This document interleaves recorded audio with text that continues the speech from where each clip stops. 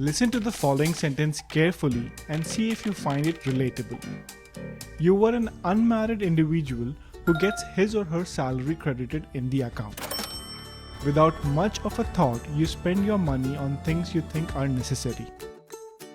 You had fun and there was nobody to question you on your purchases. Now you are a married individual who gets the salary and wants to spend it on something you want. But your partner stops you from doing that purchase, saying that it's not necessary, and God forbid if you make an expensive purchase without their knowledge, then it's just a whole argument waiting to happen. Money is one of the most common reasons why married couples have an argument. Well, there are other reasons as well. But in this video, with the help of some examples, we will cover the different stages of a married life and what are the best practices a married couple can follow in order to manage money. If you have something that has worked for you, then please do let all of us know in the comment section. Alright, let's get started. So the first stage is passion. Now this is basically the honeymoon stage. Yeah. You know, everything is A-okay in this stage. Nobody has any objections, even if there are certain things which one partner does not like about the other partner.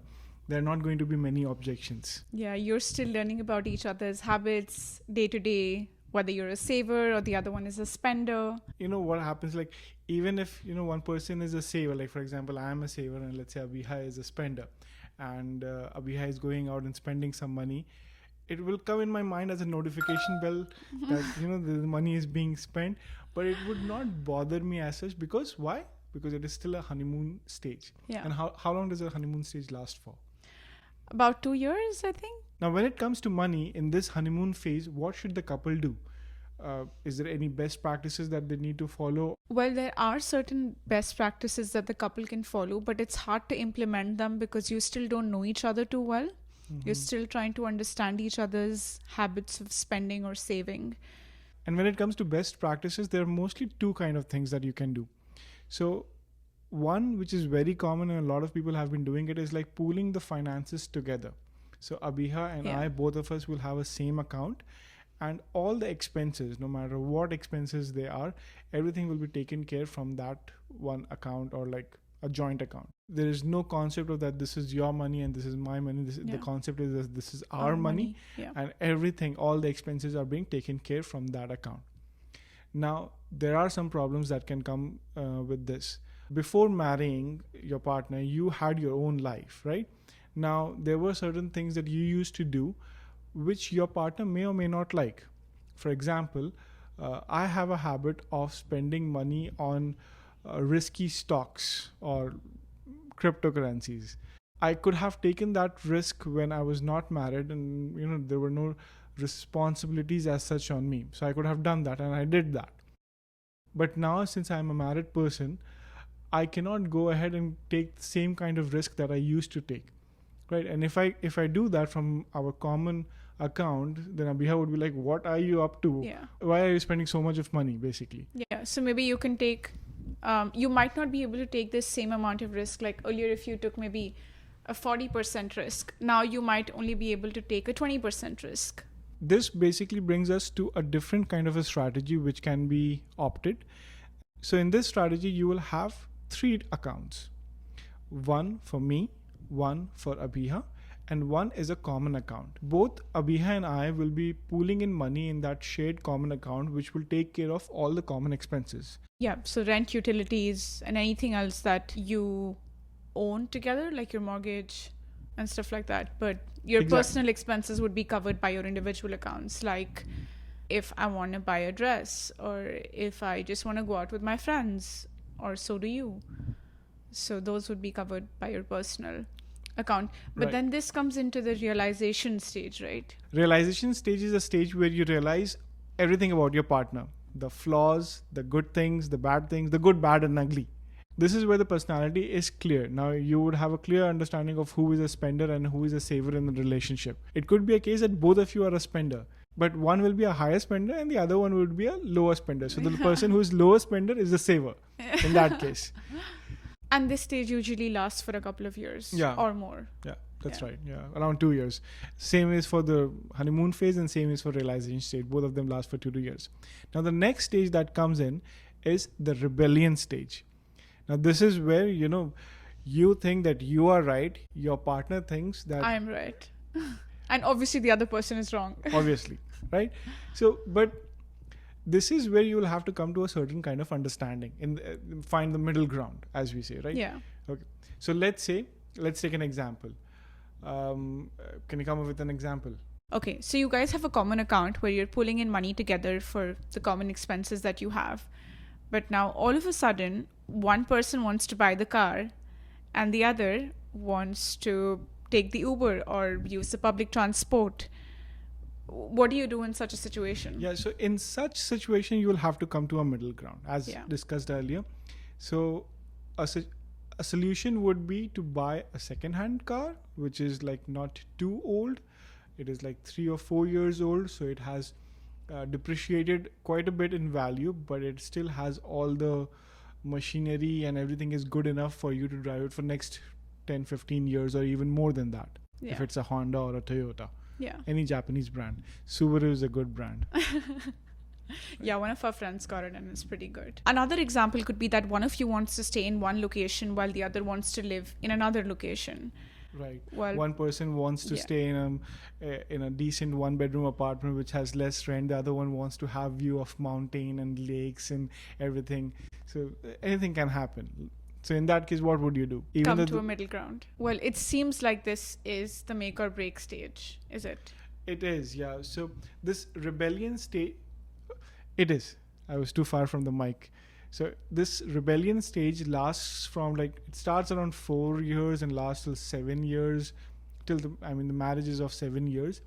And at the end of 7th year or in the 7th year, a lot of marriages break because they're not able to come to a middle ground.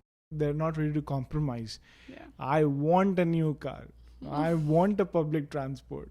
If this is the case that is going to happen, then stay with your public transport. You don't need to remain married. If you're able to make it through this rebellion stage, then comes the 4th stage, which is the cooperation stage. Now, this stage is going to last for quite a bit of time, around 10 to 20 years. So in this stage, you begin to understand each other. You begin to have a common goal, and usually the most common goal is raising a child. Yeah, so all your focus and everything, all the energy is towards raising a child, but there are other things as well. So you have a mortgage to pay, you have investments to handle, you have so many other things to do. So you your have kids to raise. Yeah, exactly. And so your marriage is no longer a marriage, it becomes a business. True. You two are the main people who are running this business, and there is no time for an argument. Yeah. Whatever energy and whatever time that you have to put it towards that common goal that you have, and make sure that at the end of this cooperation stage, you happily move into the next one. Now, before we move into the next stage, how do you handle the finances in this one? At this point, you can usually assess your 3 bank account strategy. Well, if it's working well for you, then you can keep at it. But if it isn't, then it's better to have a conversation right then and there. Mostly as long as both the partners are within their spending and saving limits and the right investments are made, then it shouldn't be a problem. Yeah. Right. Usually when you have already reached in cooperation stage, you have already discussed the intricacies of how you want to handle your money. Yeah. And after that, there are changes. I'm sure, as you mature and as you gain more knowledge and as you gain more experiences, then you tend to change the way you have been dealing things. So there might be some changes, but they are not going to be huge changes. The 5th stage is the reunion stage. Well, you're all set at this stage. The parenting responsibilities have reduced. Your kids have grown up. They've gone off to college. Or even if they have not gone to college, then they are grown up enough to handle themselves. Yeah. And they will not kill themselves. So the parents don't have to be, parents, they say that they behind toddlers mostly, that they have to be vigilant because they're going to kill. Toddlers are just trying to kill themselves by doing something or the other. So they're not, these kids have grown up enough that they're not going to kill themselves. And even if you relax a bit as parents, they're going to handle themselves. But it's better to not go overboard with your spending at this point of time, but you can still relax the gas pedal, right? Yeah, that's right. And while doing that, then comes the next stage, which is the explosion. Now we have kept it as the 6th stage, but this might come at any point. You can lose your job, you can lose a loved one, you can have health issues, or you can meet with an accident. Yeah. Anything can happen, or multiple things can happen at once. At the same time, too. Right. There is no immediate relief at that point of time for emotional or physical pain. And the smartest thing you can do to deal with that kind of situation is have an emergency fund aside. Yeah, no matter what kind of loss you have, if you have a cushion of some amount of money which has been kept as an emergency fund, then you have some sort of relief. Let's say today my job goes and Abhiha does not have a job, and both of us don't have job, we don't have any money. Then what will we do in this country? Like, the expenses itself are such that in 1 or 2 months we'll become homeless. Yeah, so it's smart to have about, let's say, 6 months of savings. So assuming you spend about $2,000 a month together, you then need to have 6 into 2, $18,000 saved up in your bank account to prevent a financial crisis during an emergency. And it is to be used only in emergency. That's why the term is emergency fund. So it is not like extra money which is kept there which you can use to buy some more stocks. Yeah. You have to be extremely strict with yourself. Yeah. You just put the money in some bank account and forget about it. You don't have that money. And if everything goes well, your marriage will reach the final stage, which is the completion stage.